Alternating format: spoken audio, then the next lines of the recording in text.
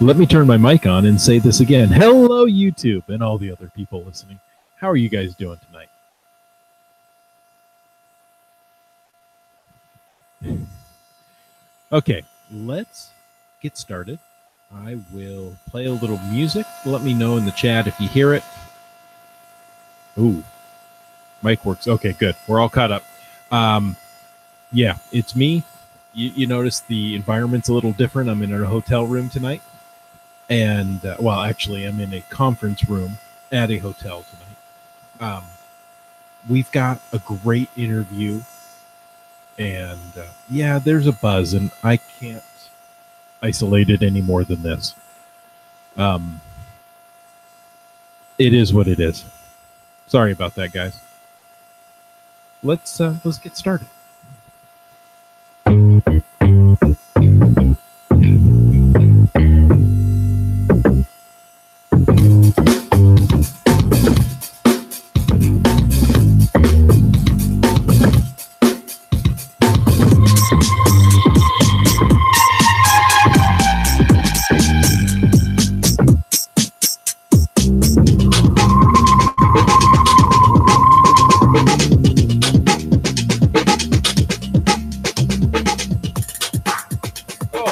Was a very aerobic dance to start off caching in the Northwest. And welcome. This is the only podcast dedicated to geocaching in the great Pacific Northwest. We're going to talk about caches and cachers unique to this little corner of the continent. So while you're trying to figure out why England started playing long ball, we'll be caching in the Northwest. At this point, we normally bring in one of our guests or hosts. And it's just me tonight. There's nobody else here. And you know what? There's times nobody else has to be here because we have such a great interview to play that I think it's going to make up for it. Quick reminder that we appreciate the support of all of our patrons who help keep this podcast coming to you each and every week. If you want to know more about supporting the show, click on that Patreon link on the CachingNW.com website. Now, we're going to talk about augmented reality or AR caches this week with Nicole from Geocaching Headquarters. You'll find out more about AR. No, it's not a pirate cache. It's not R. That's spelled completely different. But this one is really good. But before we get into it, and I'm only going to tell you how good this interview is a couple more times, but before we get into that, we want to talk about the glow. And I'm not talking about the healthy glow of my face. No, I am talking about the geocaching log of the week. Each and every week, we pick out a great geocaching log that helps us to reignite our passion for the sport, the hobby, the obsession of geocaching, and we get those glows from you listeners. So thank you so much for sending in your glow. Just send it in a email to feedback@CachingNW.com. You know what's even better is go to the website, click on that voicemail tool, and record the glow in your very own voice. Yes, in your own voice. You can do it. I know you can, because other people have, and perhaps that was even you. So thank you for that. Now tonight we have a glow from Team Finn on GC7 Motel 8 X-Ray Beta. It's Moss Bush. Interesting. He starts off by saying, I saw this publish and thought the FTF would go immediately. But this morning I saw it actually had not been found. We were going after some mysteries in the area anyway, so we made this our first stop. Why are there so many cars? Why are there so many people? Sherpa Bob dropped me off, and I made my way to Ground Zero. Oh no, an Easter egg hunt. Luckily, the event hadn't started yet, but me poking around in the bushes was a little bit suspicious. I found the very well-crafted cache and signed the blank log. Now, to replace it. I hid behind the bushes, and Sherpa Bob and I quickly and quietly rehid the cache. I popped up and possibly scared a family making their way to the hunt. Oops. We left quickly and headed onto our original mission. Thanks for the FTF. So always cool to have an FTF story, and a good story nonetheless for the Glow. So thank you, Team Finn, for that. We really do appreciate it. And yes, Starcasher says, welcome back to the great Northwest of Ohio. And that's exactly where I am. I'm in just outside of Toledo, Ohio, in Maumee, Ohio. Great stories. I had a fun day of driving around. I call it driving around memory lane. I got to see some of the houses I grew up in. Fort Meigs, which I played a lot at as a child, and used to go sledding there. And that was one of the biggest hills around.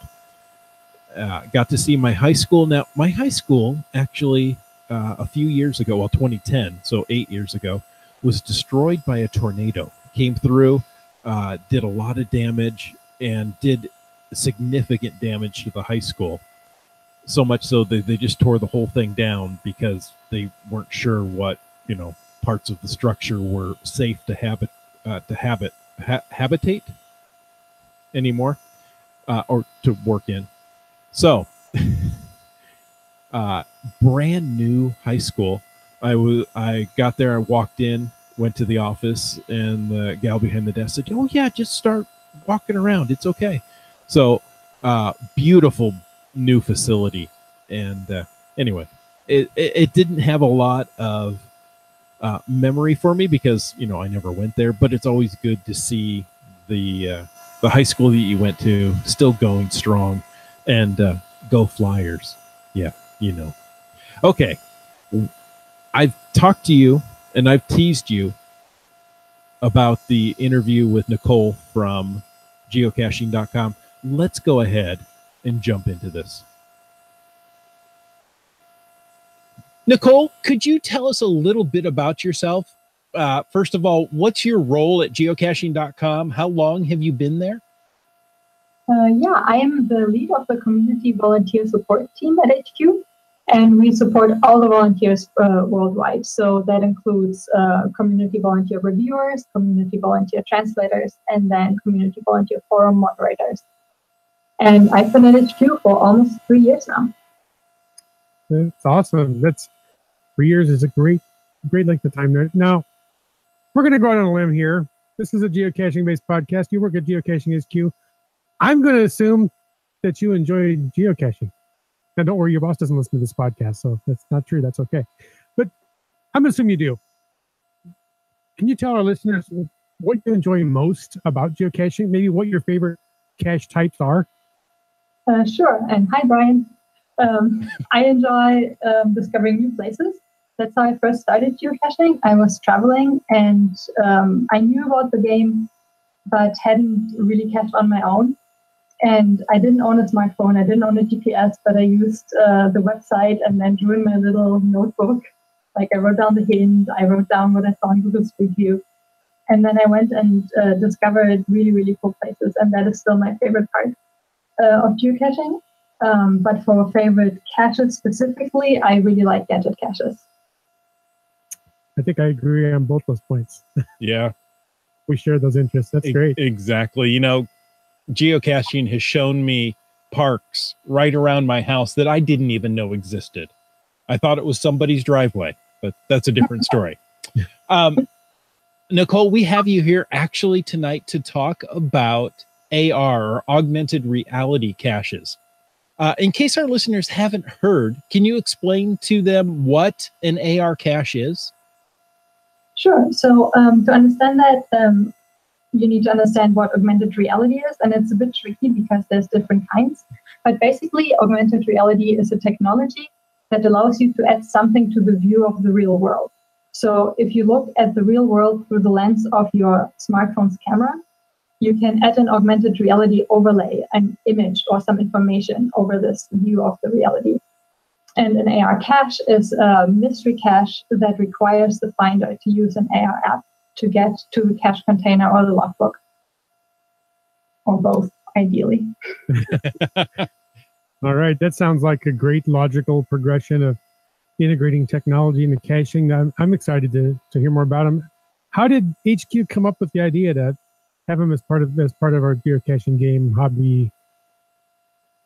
So geocachers and reviewers have mentioned augmented reality to us from time to time over the last couple of years. So the idea of adding some new element to the game has been around for a while.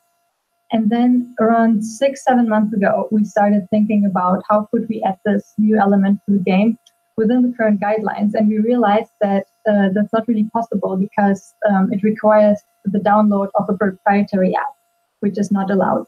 So from that, we spun off this idea to do a test run with guideline exceptions. And we wanted to see how the geocaching community would react to caches that include augmented reality and what cool ideas cache owners would come up with.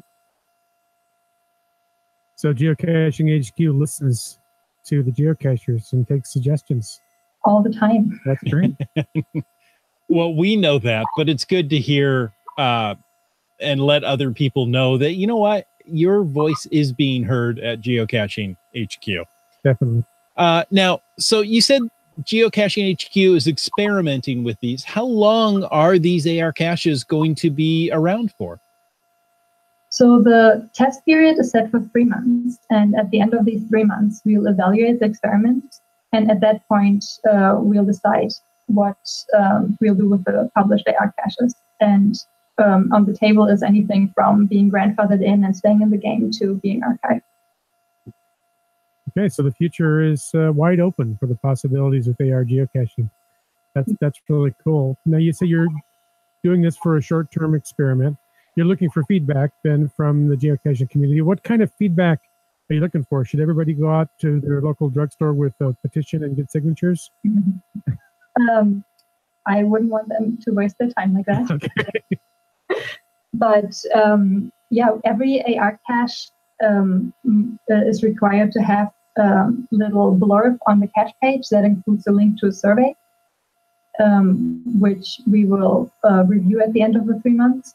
And this is part of the feedback or part of the active feedback we are seeking. And then we will also evaluate things like overall favorite points, percentage of favorite points, how many times has it been found, what do the log texts say, and other stats from the cache pages. Interesting. Nicole, I'm not sure if you know that some geocachers are very particular about their stats. You probably haven't heard that one before, right? No, wait, what is that? Yeah. Now, is the AR caches a regular cache find? And even if they're grandfathered or archived, that cache find's going to stay around in your stats? Oh, yeah, definitely. So right now, any AR cache has to be a mystery cache. That is kind of the confine of this experiment. And apart from having AR as part of the cache hunt, it's treated just like any other mystery cache. Okay. It's archived, it will stay around in the statistics. So you just talked about feedback, and in each cache listing, there's a survey to get the finders to give their feedback. Will that feedback influence the possibility of the AR caches sticking around? It's definitely one of the factors, yeah. But we will also look at other things, so it's not the sole factor. All right, so we are often very privileged here at Caching in the Northwest, being right here in the Northwest and in Geocaching HQ's kind of neighborhood backyard, so to speak. We sometimes get some little insider tips and sneak peeks of things. Can you give us any teasers? What kind of ideas have you seen so far with AR caches? So any of the published AR caches you can find by searching for AR underscore in the cache name on geocaching.com when you filter for caches. So some AR caches, the finder has to find some information in the field and then type in the answer in an AR app. There's a fun one in Australia, actually, where you have to interact with animals that are overlays on the screen and then they give you items, and you have to pick them up and give them to other animals so that you get final coordinates in the end. There's another AR cache that is set up more like a traditional cache, where the AR app will only open the experience at the location and show you the code to the lock. So you find the container at the posted coordinates, but to open it, you need to use an AR app. Okay, interesting. What's And in general, we've seen a lot of different media being used in AR caches, from these like overlay images to videos to sound, and even 360 view, where you can hold your camera up and move it around all around you to see like the bottom of the ocean or the plaza at the Louvre in Paris. Oh, that is really cool. Wits End, are you up for a trip to Australia just to look at the AR cache? Sure, yeah, no problem at all. Okay. Maybe our viewers would like to start contributing to a fund to send me there. Yeah. I have a hunch they might only buy me a one-way ticket, though. I guarantee you it's going to be a one-way ticket. Yeah. And it's okay a with long that. swim back.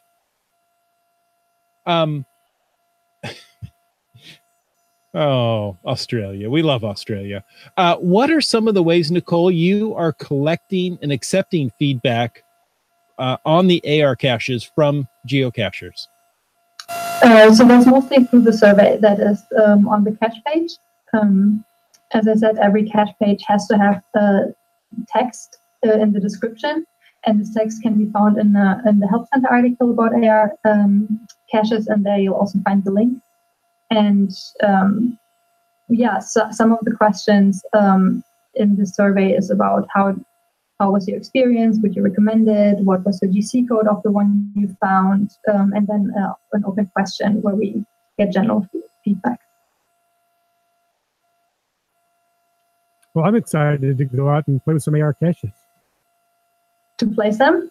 Oh, well, play with them, place them. I have to see what's involved with placing them, but yeah, I'd like to do that.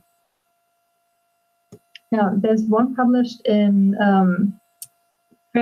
kind of close to HQ, and I've already solved it and got the coordinates, but I have to get out and find it. It is a little drive away from here.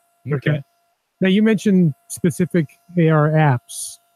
Can you tell us anything about the specific smartphone apps? Are they any other kind of apps? Could you use it on a tablet or an iPad or something, or iOS, Android, all of the above? So the requirements for an allowed app are in the Help Center, and it has to be available on both Android and iOS. So they're probably also, at least some of them must also be available on iPad, but I'm not very sure about this. So it's we're mostly looking at Android and iOS. Okay. And then it has to be free to download and create an account. And it has to allow the user to upload their own AR overlays, so that it's not just a selected overlay that you choose from, but you can add your own content. And it has to allow location-based AR experiences. So some of the published AR caches that we've seen can be played anywhere. It's like a where I go that you can play anywhere, and then you go to get the cache, and that's the one that's near HQ that is set up like that. But then other AR experiences are location-based, which means that either you have to go to the location to answer the question, so you can open the questions from anywhere, but you can only answer them at the location, or the AR app itself limits the experience to be only near the coordinates that are provided. Okay. That makes a lot of sense. So we only have 3 months to hide and find all these AR caches. We better get out there and go start looking for them. Yeah, I agree. I'm actually going to Australia. I really want to see that one with animals.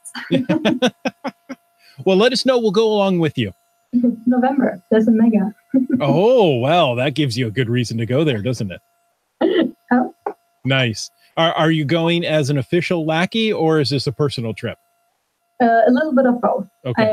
I'm taking my husband. We've both never been to Australia, but at the event, I will wear my lackey T-shirt, so I will be recognizable and available for chats. Nice. Awesome. Nicole, thank you so much for spending your evening with us. We really appreciate it. Thank you for talking about AR caches. We're excited for these augmented reality caches, and we've got to go out and get some. Yeah, thanks so much for having me. This was really fun. I'm also super excited, and I'm really excited to see what future AR cache owners are going to come up with. I've heard of really creative ideas that are in the works, so hopefully we'll see more and more of those. Thank you. Thank you.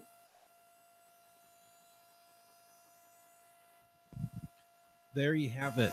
Nicole from Geocaching HQ talking about AR caches. Folks, we have less than 3 months now to go out and find these, and or let's be creative and place one ourselves. How cool would that be, right? Nice. As you could see if you were watching live, or if you're watching recorded. If you're listening, I'll tell you what I did while we were listening to Nicole. I went ahead and did the search for AR underscore on geocaching.com, and currently there are 273 active AR caches in the world. That's not that many. There's 2 in Washington State. 2. One near HQ, the other one in Pullman. There's several in Oregon, and then all over the world. Yeah, so get out and get the opportunity to find one of these. Now, it's going to count as a mystery cache on your stats because, there are some geocachers that are really concerned about their stats, right? They don't want to go out and find a cache and have their stats have an increase one find count and find out later, oh no, that got taken away. Geocaching HQ is not going to do that. This is going to be a permanent find, which, it's really important for people to do that. I mean, they make entire trips, like, land monkeys that go to a different state, province, or country every 1,000 caches. And if you take one of those caches away, it ruins their whole trip, and they may as well not go. They're still going to go. It doesn't matter if they go to get a cache for a milestone or not. They're still going to do it. And then, you've got people like 3 Hams that's going to go find 1,000 caches in a month just because they can. I know about you, 3 Hams. Okay.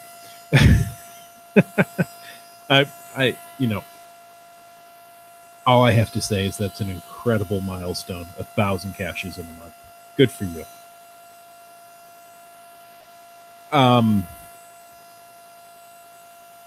Folks in the chat, if you have anything to say about AR caches, we know Team Finn happened to be the FTF on the virtual or the AR cache that's closest to HQ. Well, the only one in Western Washington.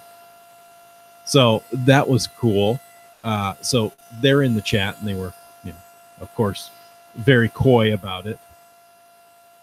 Anybody else in the chat find an AR cache, perhaps the one closest to us, or anywhere else you happen to be traveling? I'm out and about driving, but I'm not near anything. I wish I was near one of the AR caches. I would definitely go out of my way to get that, but that's not the case this week.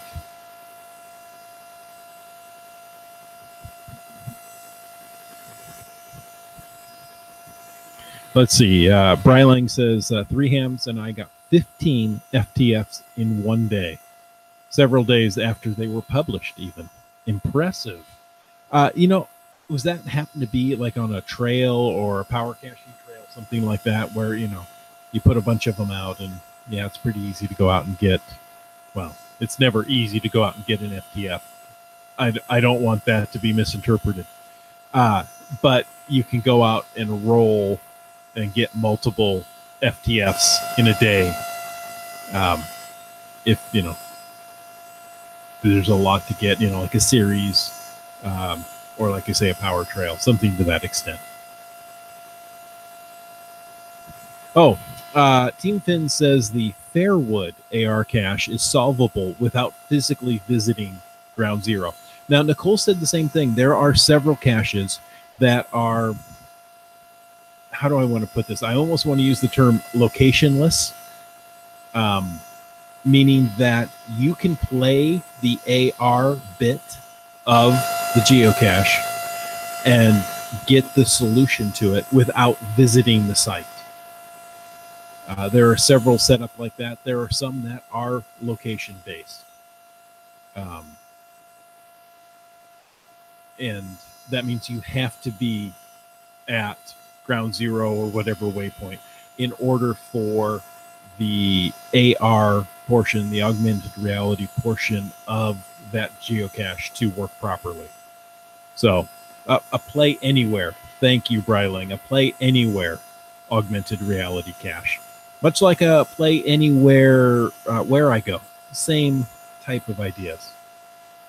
One play anywhere one, according to Team Finn, is GC7. Oh, it moved on me. 7R97Y. So you can go ahead and get a little practice on your AR skills. You're going to need a smartphone for it. Maybe you can do it on a PC. I haven't tried. But you're going to need a smartphone. Download. I shouldn't have started this. I don't know what the two programs are anymore. I want to come up with Metaverse, but I don't think that's it. One is HP Reveal, and the other one is something I can't come up with at the moment. And there's actually 3 possibilities for the apps. If you go to one of the websites or one of the cache listings, it's going to tell you what you need to do. It's going to give you the download links for iOS and Android, and go right ahead. So, Metaverse is correct. Okay. Thank you, GSM times 2. It popped in my head, but it didn't sound right coming out of my mouth.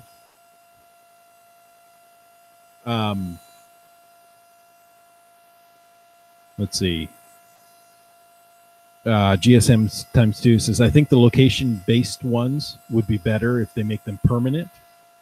To which Bryling replies, the whole AR thing is an experiment. No guarantees they'll stick around. The technology to do them is still evolving. And, that's my whole concern with AR. I love the idea of it, but I wouldn't like to go and create the AR portion of the cache and find out, the app got updated and what I created no longer works with it. You have to go update it. That's going to make it frustrating for somebody going out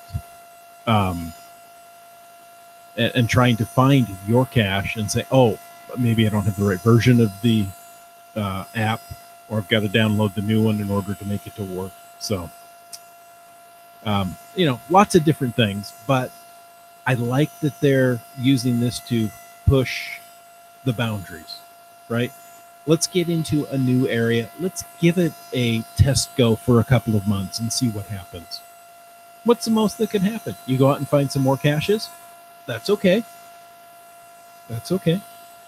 In the after show, I want to talk a little bit about how you guys are doing in your hidden creatures push for this summer. And that will be interesting to see where some of you are. I mean, I know some of you have to be done already, and others maybe haven't started yet. But we are more than halfway through the Hidden Creatures promotion for the summer. So it'll be interesting. We'll talk about that again in the after show. But folks, we want to thank our faithful Denali level supporters. That's Bounce Bounce, Team Squirrel, WiMAX, and WorldCaching.com. If you want to know more about supporting the show, click that Patreon link over there on the CachingNW.com website. But each and every week, we want to thank every one of our supporters. And we're going to start with B Pendragon, Broncos Fans for Life, Sprouter, Camp Clan, Tick Magnet, Kev MacD, Subway Mark, Dora Moore, Doom Buddy, Kid Vegas 19, GeoNav Pros, Wino Seattle, Acrodoc, OBX Geek, Billy Robson, G Nice, Antaeus, Keats 94, Curiosity Girl, and Trexer 0. Thank you, each and every one of you. You guys are really special. And we can't tell you how much we thank you for your support each month. Now, If you're looking more for caching NW, caching in the Northwest, you go, this is new to me. This is the first podcast I've listened to. Where am I going to find more? Head on over to cachingnw.com. You can also find out more on Caching NW on Facebook or Twitter. I tend to be in those two places. We want to take the time to say thank you for listening to this episode of Caching in the Northwest. Don't forget that you can be part of the show. You can call 253-693-TFTC, leave us a comment, question, or help us understand soccer any time of the day or night. Of course, you can always email us at feedback@cachingnw.com. Your support helps keep quality shows coming. So if you like this show, click on the Patreon link on the cachingnw.com website and subscribe on iTunes, Google Play, Stitcher, and more.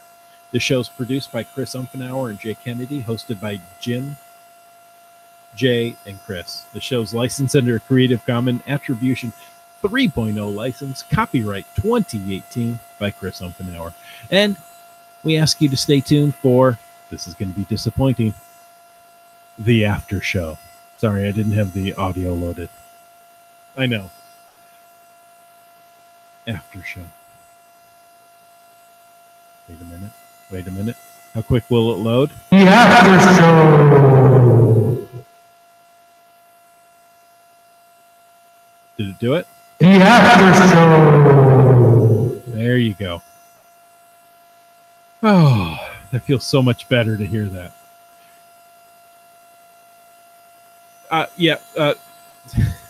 Sorry, you caught me. That was more than one breath. You're right. That was because I'm working on a laptop screen and I had to scroll and it took longer than it normally does. And I think I took an extra breath.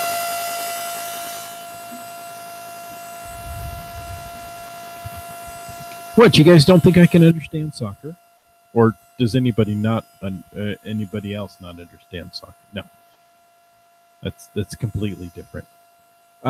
Anyone else going to the party like it's $16.99 and the battle sale? Asked Skyham. Oh, I am. Parlay like it's $16.99. Somebody want to pop up the GC for that one? Was the after show that loud? The audio? Sorry about that. I didn't pre-listen to it and turn it down and make it right. Sorry. I'm not in my normal studio and things go a little wonky if I don't set everything up.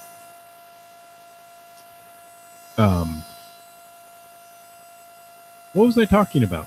I'm sure it was really important and great, and it was $16.99. That's going to be a great event. That's the day before the Ape Cache, so Saturday the 16th, I believe. Thanks, Team Finn. Yes, you do win. You win the chat for the night. That's GC7HB46. That's 7 Hotel Bravo 46. Guys, you're not going to want to miss the battle sale. The event is going to be great. But going out on Lady Washington or the Hawaiian Chieftain and actually doing a battle sale where they fire off the cannons, once you hear those cannons echoing across the water and back, it's something that is unbelievable. I did it a few years ago. I'm excited to be able to go back again this year. I'm taking my dad with me just because it's a chance of a lifetime. Now, if you're still thinking about it and you're going, boy, the tickets are $40. That seems a little pricey. Let me tell you, the normal price for the battle sale, if you go, now, they don't do it just at this event. It's up and down the West Coast all summer long. If you do it anywhere else, it could be $50 to $65. So you're really getting quite a good deal during the Parlay Like It's $16.99 event. So if you're thinking about doing it, now's the time. Go get those tickets. There's still a few tickets left on multiple times, and the two ships go out together. I want to say it's 9 o'clock, noon, 3, and 6 are the sailings. And like I say, both ships go out together and they shoot at each other. Okay, they pretend to shoot at each other, but the gunpowder in those cannons are real, and it's real loud. Saturday the 18th. I misspoke. Saturday the 18th. Let's see.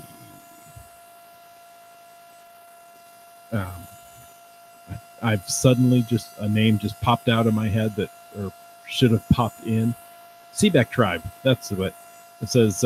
I'm in Phoenix. I'm heading to the Quilcene area to grab all or many of the 100 BJ series over there.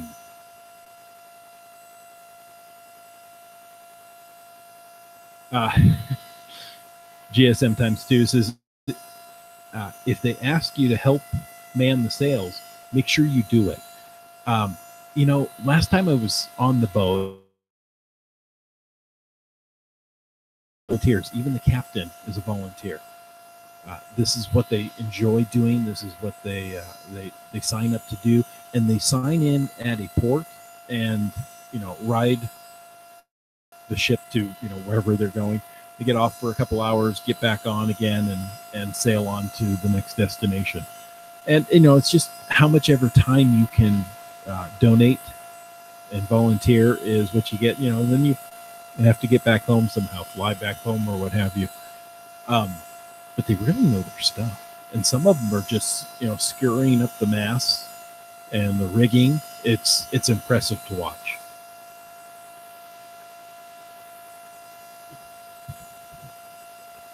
The battle is awesome to do, says Seabeck Tribe. And GSM times 2 says, you can tell if they hit each other by the echo. Can you really? I'm sure you can. If you're in the right spot. I'm not a dolphin. I don't know how to echolocate that well. Subway Mark says, I was in Spokane last week for the STAR, the Spokane Train and Railroads Challenge, and earned the coin. Also finished the Hidden Creatures Challenge. Great. I forgot that was the event. There's no mega events going on during this Hidden Creatures, and there aren't many other events during this time. I think HQ chose this section of time specifically for that. So good. I wasn't able to make it to the STAR, the Spokane Train and Railroads. I heard were there 4 lines, each a different color, that you go out and do the caches on. I thought that was a great idea. Seabeck Tribe says, Scott even got another ship last time, and he did it a couple of years ago because the other boats were sold out. That's right. If the 2 boats, the Lady Washington and the Hawaiian Chieftain, sell out, they can bring in a 3rd boat, tall ship, battle sail, and all 3 ships will go out together at the same time. Right now, I believe there are only 2 tall ships scheduled. Again, it's all a matter of demand. If these ships sell out, they'll bring in a 3rd ship to allow more people to go out during this day.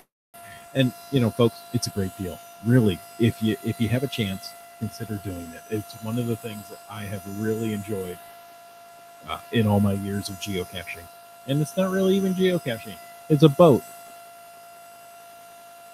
And no, you can't geocache from the boat, but I wonder if there's an earth cache you can do from one of the tall ships. We'll have to look at that. Oh, I'm hearing there are 3 boats this year. Okay. I don't remember seeing that when I signed up. Subway Mark's talking about STAR, the Spokane Rails and Trains. And it says there's 4 lines. Had to get 9 of the green line, 9 of one of the other lines, and then 10 other caches on any lines. I completed the green line and the red and picked up a few of the lilac and black lines. It was well done. and a great coin. Now, oh, wait, never mind. It's not an official Geo Tour. It's a GeoCoin challenge. I was thinking, well, if you don't get them all, you don't get the electronic souvenir. But that's only for the official Geo Tours. And Seebeck Tribe says, no, there's not an Earth cache that she's aware of. Well, let's get one out there quickly so we can do an Earth cache from the boat just to compete with Land Monkey because, you know, he was able to do one from a hot tub on a cruise ship. And I kind of want to be able to do one on a boat too. So it's all about me. Really, it is. I mean, I'm not going to hide the fact. It's all about me. Bryling wants to know who's finished Hidden Creatures.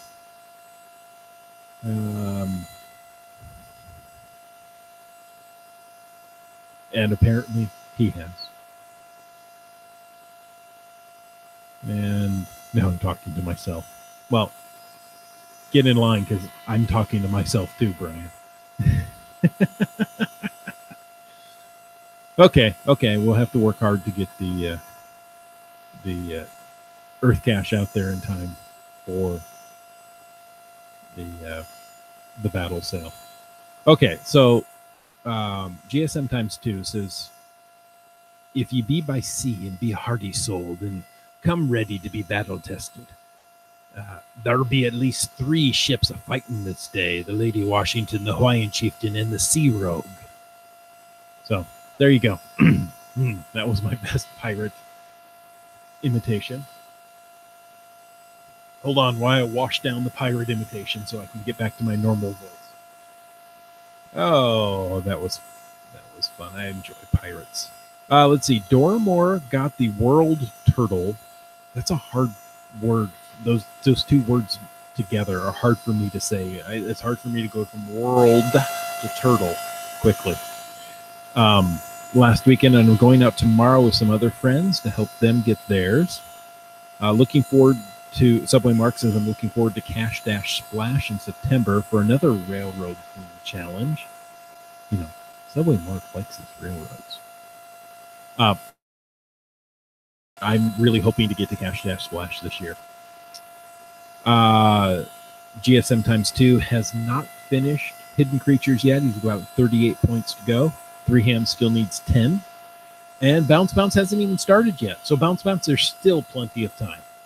You know, you could go do the Spokane Star Challenge there and get, 40 some odd caches in a day? Yeah, that is going to put you, well, exactly 40% of the way there. I did that math in my head. I'm so proud. Let's see. IHAM is at Dragon. Wonder why he would only have stopped at Dragon.